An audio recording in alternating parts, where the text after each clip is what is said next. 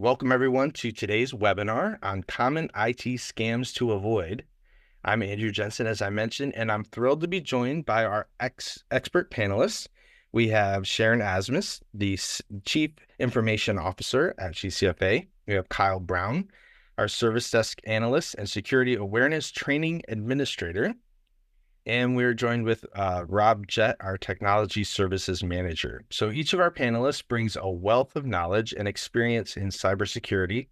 So let's go ahead and get started. To kick things off, let's briefly discuss what IT scams are and why they're a growing concern for everyone, including churches and ministries. So Sharon, would you mind explaining that for us? Sure, Johnson, absolutely.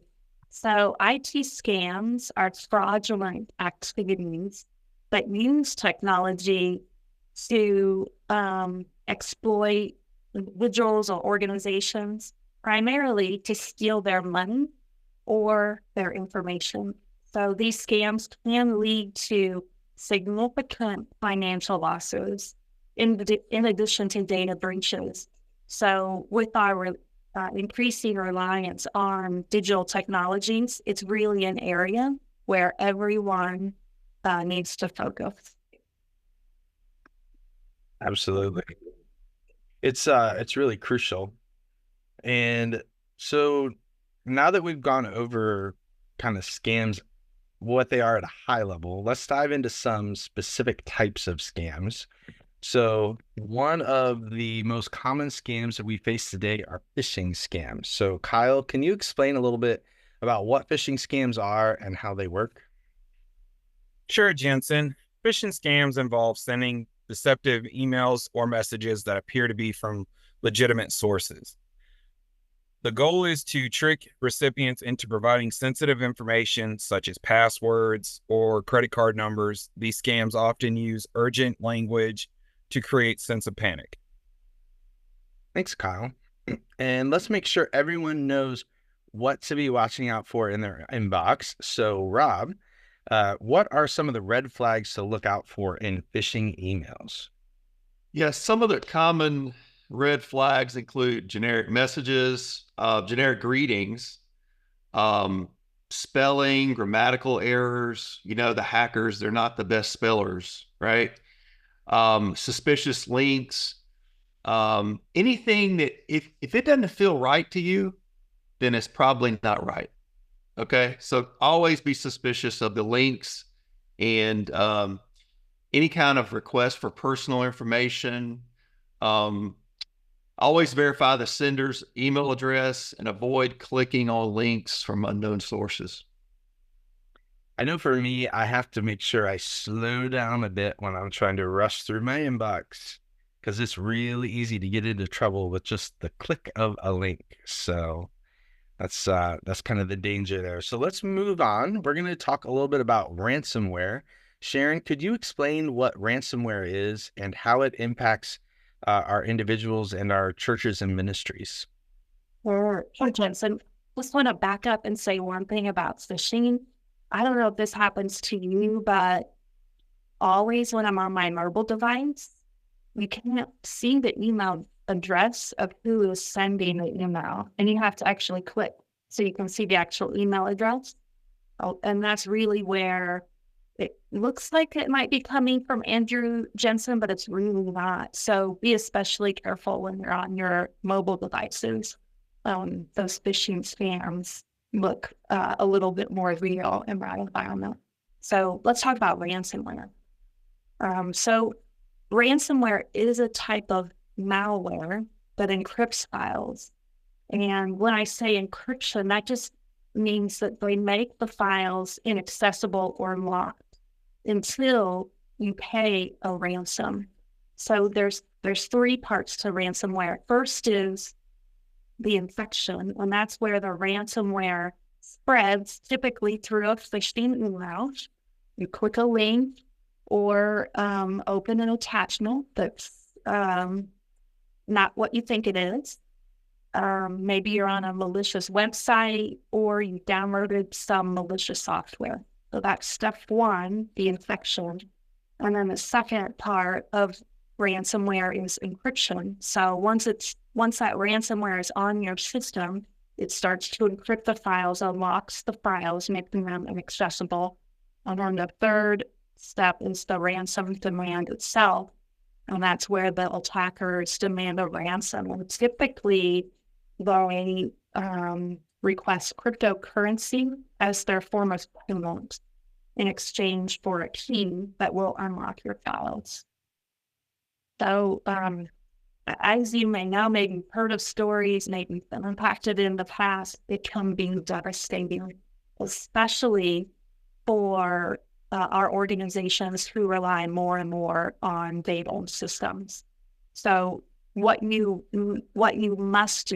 absolutely must do is make sure you have regular backups of all your systems. So you save files to your PC, your computer, make sure that's backed up. If it's saved to a server that's local at your organization, you need to make sure that's backed up and that you have multiple iterations of backups. The second part is make sure you have what I call robust cybersecurity protocols. So that includes making sure that your software is updated regularly, that you're training your employees, you have security awareness training in place. And by the way, it's October, so it's Cybersecurity Awareness Training Month, and there's all kinds of free resources on the GCFA social media sites for you to use and download. And then the last important step is to make sure you have an incident response plan. It seems like no matter how careful we are, no matter how many preventative measures we put in place, it happens. It's more likely that it's not when it'll happen, it's not if it'll happen, it's when it's going to happen. So make sure you have an incident response plan so that you have your insurance company or GCFA or your IT provider that you can call immediately and get expert help to work through it quickly. So we talked about having backups, test them regularly to make sure they include what you expect them to include. And by following these steps, you can significantly reduce falling victim to ransomware. And as I mentioned, if you haven't taken these precautionary steps already, certainly we're here to help GCFA's UMC technology support team. Back to you, Johnson.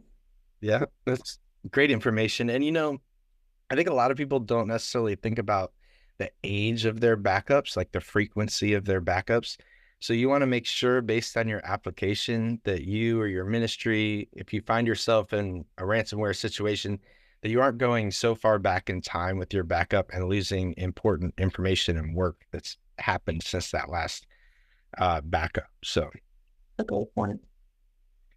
All right, let's talk about tech support scams.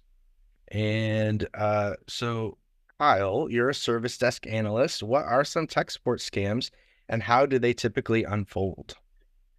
Tech support scams involve scammers posing as technical support representatives like me, claiming there's an issue with your computer that needs immediate attention.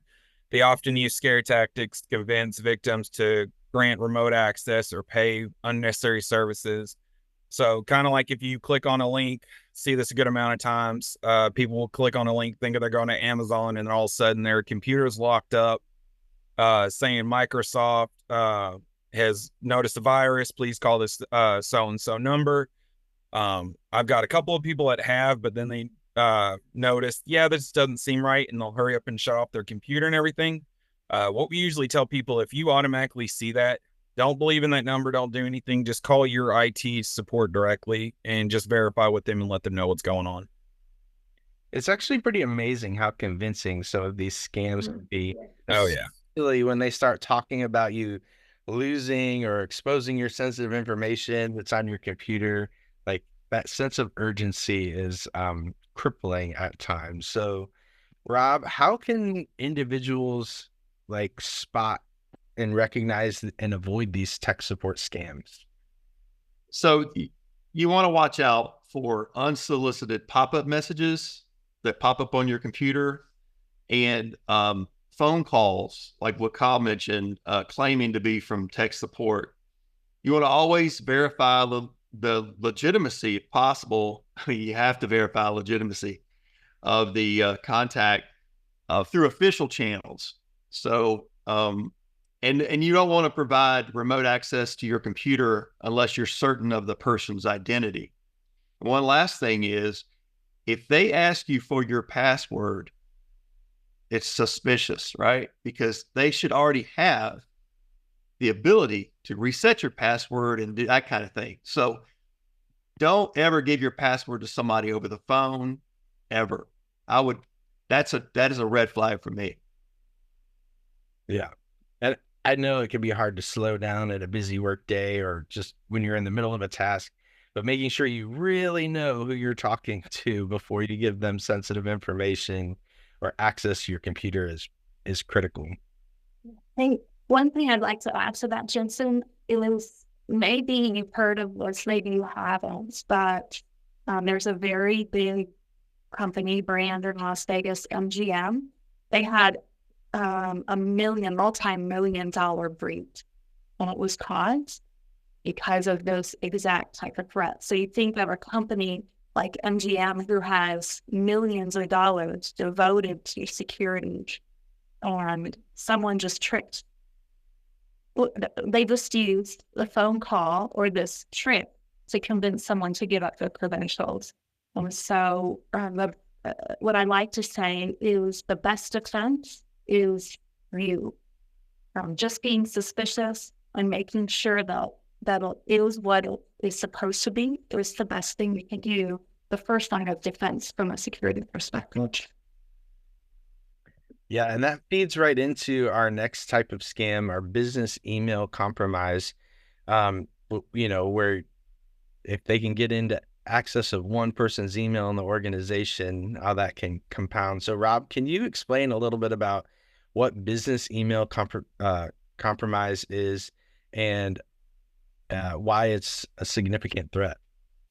Yeah, these compromises, these business email compromises, they target businesses by compromising their email accounts to conduct unauthorized transfer of funds.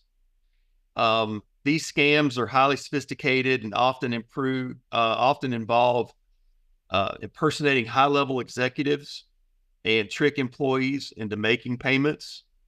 I've seen this over the years where an accounting department will get an email, or a payroll department will get an email from someone saying that the CEO is authorizing X amount of money to be sent out to, sent to this person or this account.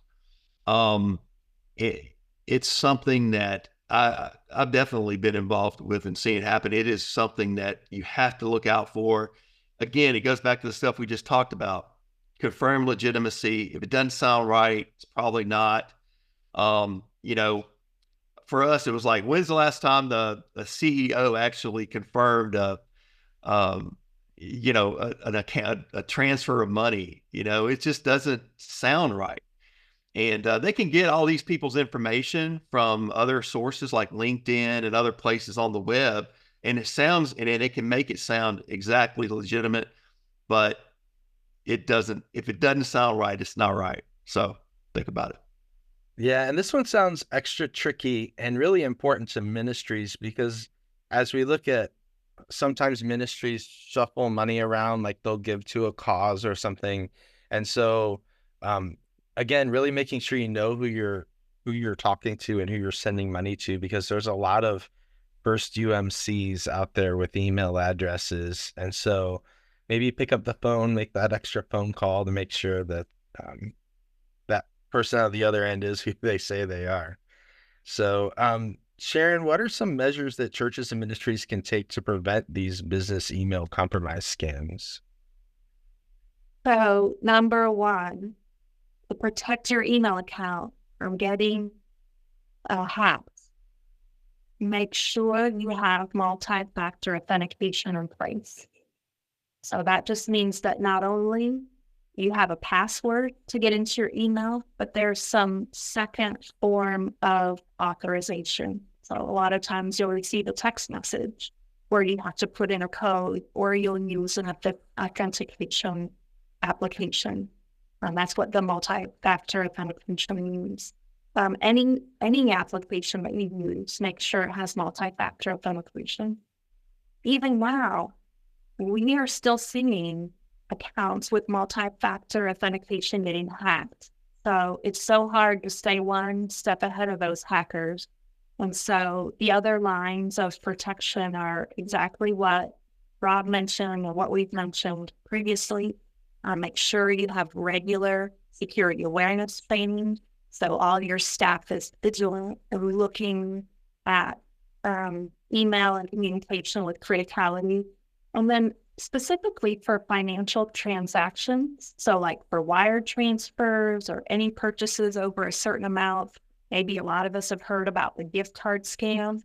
Make sure that you have well-established protocols in place for those financial transactions, so that that email is not what you're relying on for validation.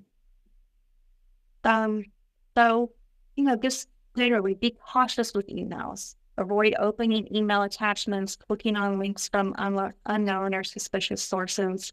That vigilance, along with your protocols, training, multi-factor authentication.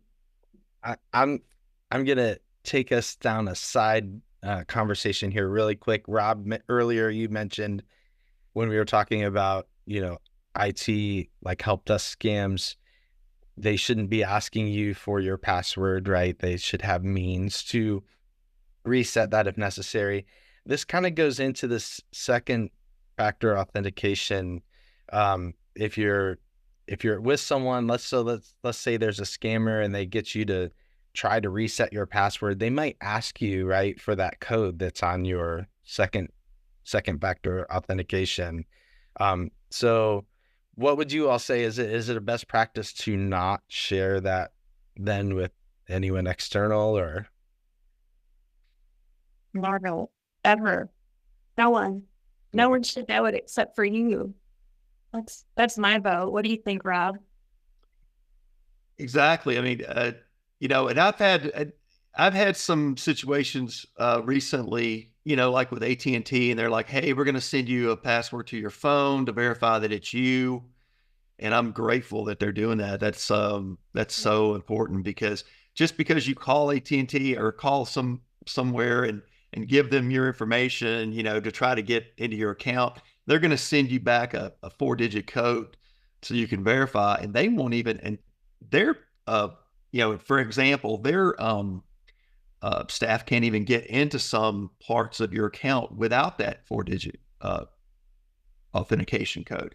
So yeah, that's one of those deals where you just have to work with them. But I'm very skeptical about giving any kind of information over the phone. Social security number, password, birth date, anything like that is a big red flag. Absolutely. And as Sharon mentioned, financial protocols and controls in place for processing electronic payments. That's really important. We have documentation on the GCFA website for those best practices within the United Methodist Church. We actually have a set of protocols.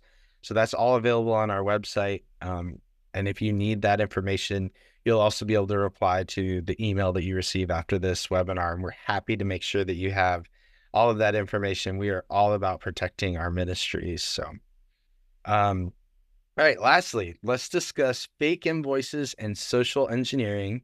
So Kyle, what are these scams and how do they work?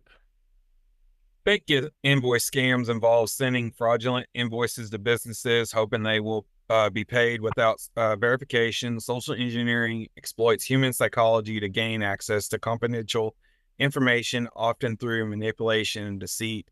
Plenty of jobs I've been to. This actually happened to me at my most recent job, whenever I was with the county government at my last one. Somehow, finance didn't catch it. Somebody was able to say, "Hey, transfer this person's my paycheck into their bank account." And I'm sitting there waiting for my paycheck and nothing came through. I went over there, and it's actually, they tried 3 times with my same account and nobody went with it. But I think they hired a new person. They didn't catch it. And yeah, that's what happened. And so, yeah, that caused the whole ruckus. And we had to go back through the training and all that of telling people, hey, you got to pay attention to this, verify with the person.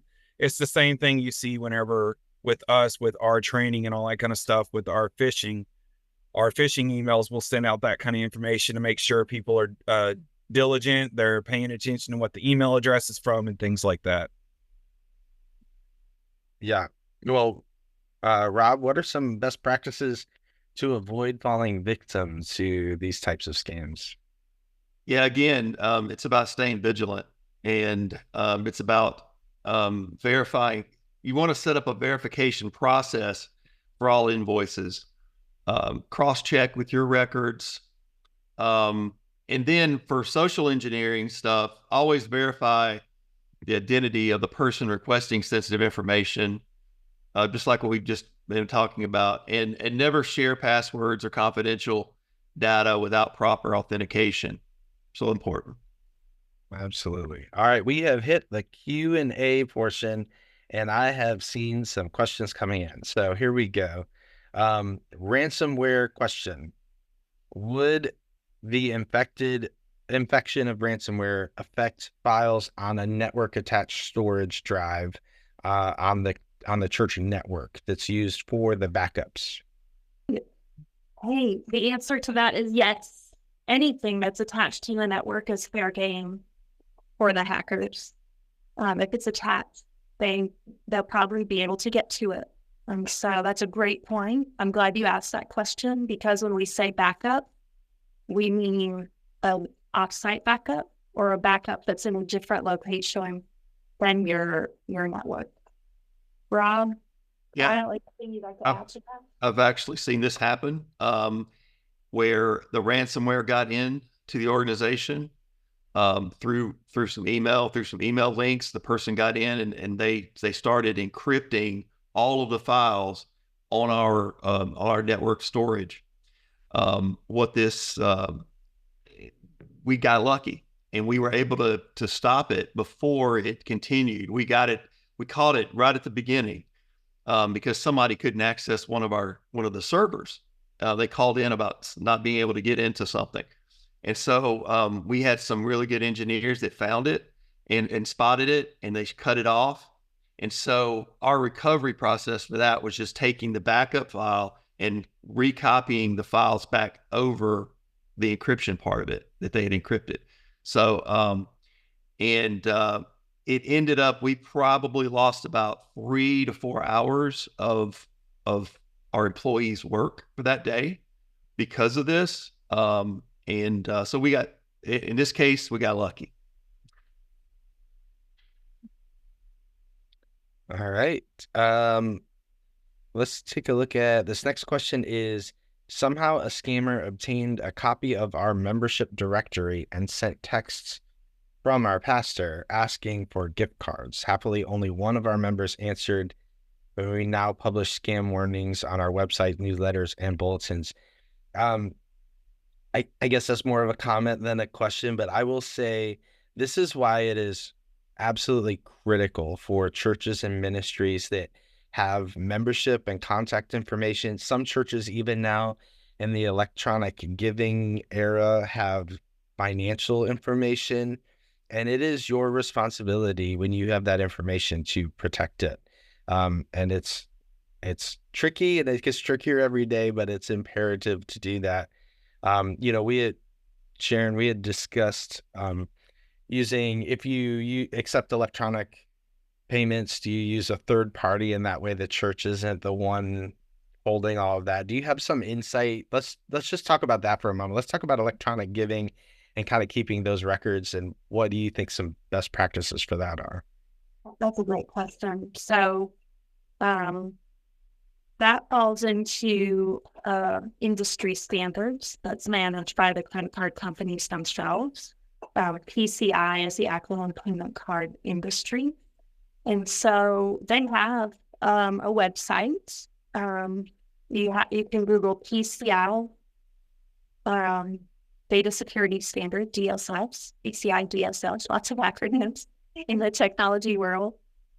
That website will list for you all of the authorized payment vendors. So I would say in our theme here of being suspicious, before you sign up with an online giving vendor, someone who says, we do it all for you, we take on the risk of receiving those credit card payments, make sure they're certified on that list, that they're actually a certified payment provider. But it's where you can just put in the name of a provider and it'll show up or it won't show up. It can be a little tricky. And so if you ever have a question about it, we're here to help walk you. That would be having credit card data stolen is significant from a reporting and risk and just cost perspective. So it's always better to proactively vet out those solutions before you use them. So one note there, you may note on our GCFA.org website that we have vetted ministry partners that we recommend. And so one that we just added is Tithely, and they're a gift on the tithing management, something that's been certified. Absolutely. And just a friendly reminder, in case people aren't aware, our ministry partners have been vetted by our connectional outreach team. And so these are vendors that they line up with our social principles as United Methodist and that we've done research into. So they're just trusted partners in this. So again, you're going to receive an email, a follow-up email, and we'll have the contact information in there for our connectional outreach team. If you have any questions about that, please reach out to them. They're more than happy to assist you with that. And also, this next question I was kind of saving here for the end. And Kyle, I think this one might be you chiming in on it. So where can we get cybersecurity training for staff?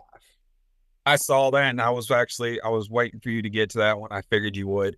So we actually use a company called KnowBe4 for our training. We take care of a couple of conferences. If you're needing to get a hold of anybody to get some more information on that, cost or what we can provide you and everything, the best person would be Sharon. And then Sharon can relay over to me who will be handling. And then I would reach out to that point of contact to get them set up for security awareness training. We do monthly phishing trainings. We do quarterly trainings also. Our monthly phishing training, we use KnowBe4 has a built-in thing with AI. It helps out a lot. It notices what you've clicked in the past, things like that.